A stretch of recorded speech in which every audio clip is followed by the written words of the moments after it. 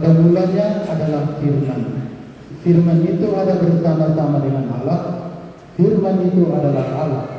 Firman itu telah menjadi manusia dan diam di antara kita.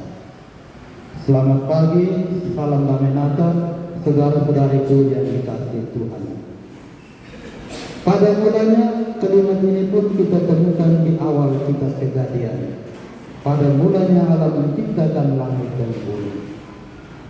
Pertanyaannya untuk kita sekalian adalah, kapan itu awal mula? Atau kapan itu pada mulanya? Apakah tahun 0? Apakah detik 0? Kalau ada 0 berarti ada tahun ini 1. Detik ini 2 bisa jadi. Apakah dengan kosong? Kosong juga ada nilai. Saya yakin itu semua tidak tahu.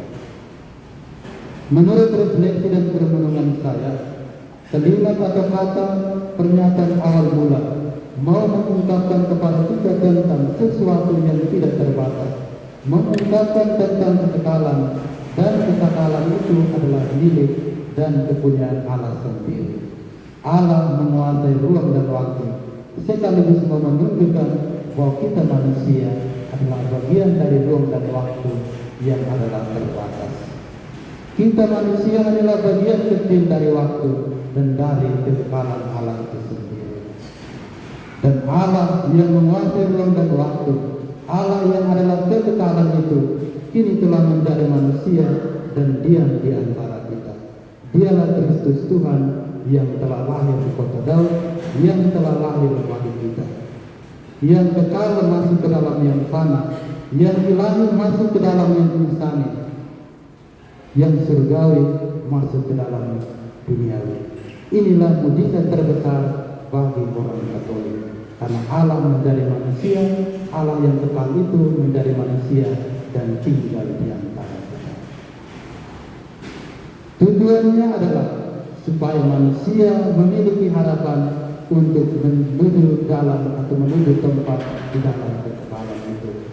Allah datang bukan supaya manusia hidup saja, tetapi hidup dalam terang. Bukan saja hidup dalam terang, tetapi supaya manusia hidup dalam keselamatan. Hal ini secara jelas diungkapkan oleh Yohanes dalam penginjil tadi. Dalam Dia ada hidup, dan hidup itu adalah terang bagi manusia.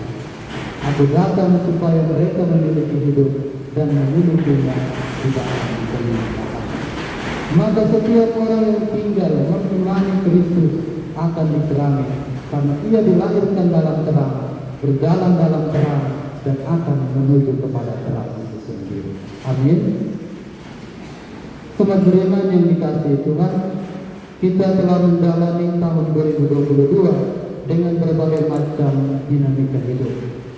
Harapan, cita-cita, aktivitas, dan kegiatan. Ada keberhasilan maupun kegagalan, pasti. Ada sedih dan bahagia, pasti. Ada benci dan sayang, pasti. Ada orang-orang tersayang yang pergi maupun yang datang, pasti. Sebentar lagi kita akan memasuki tahun 2023. Mari kita bermenung tentang perjalanan hidup kita di dalam waktu. Satu hal yang pasti adalah, bagaimanapun keadaan kita, entah bahagia, sedih, berhasil, senang, gagal, waktu tidak pernah berhenti menunggu kita. Waktu tetap berjalan. Maka mari kita memaknai perjalanan hidup kita di dalam waktu itu sendiri. Bacaan-bacaan yang kita dengar pada hari ini mengingatkan dan kembali menyadarkan kita bahwa semua itu bukan suatu tentang tahun lama, tahun baru, sedih dan suka, sayang dan berhenti, berhasil atau gagal. Yang terpenting adalah kesadaran bahwa di dalam seluruh dinamika kehidupan kita, Tuhan selalu menyertai kita. Ia ada, setia terhadap kita, sebab Ia adalah Alfa dan Omega. Ia adalah Immanuel, Allah beserta kita. Pertanyaannya bagi kita adalah, apakah selama ini kita tetap menyadari bahwa Tuhan ada dan Ia menyertai kita? Apakah kita selama ini berjalan dalam iman akan Tuhan? Apakah kita bersyukur kepada Tuhan atas segala hal baik yang kita alami? walaupun itu kecil? Apakah kita tetap mengandalkan Tuhan ketika penderitaan datang menghampiri? Dan mungkin bagaimana sikap kita di dalam hidup pada waktu yang akan datang ini? Entah tahun 2022, 2021, 2023 dan seterusnya adalah waktu dan kita tetap berjalan di dalamnya. Sedih, senang, berhasil, bahagia adalah litan kehidupan yang kita rayakan setiap saat. Ada yang bentuknya sama, tetapi ada juga yang bentuknya berbeda. Ada yang kadarnya sama, tetapi ada juga kadarnya berbeda. Tetap sikap kita adalah bagaimana menghadapinya dan bagaimana menjalaninya dan bagaimana memaknainya. Tadi malam saya nonton sebuah video singkat, di sana dia katakan, untuk orang beriman, setiap peristiwa hidup pasti ada makna. Untuk orang beriman, setiap peristiwa hidup yang dia jalani dalam hidup ini pasti ada makna.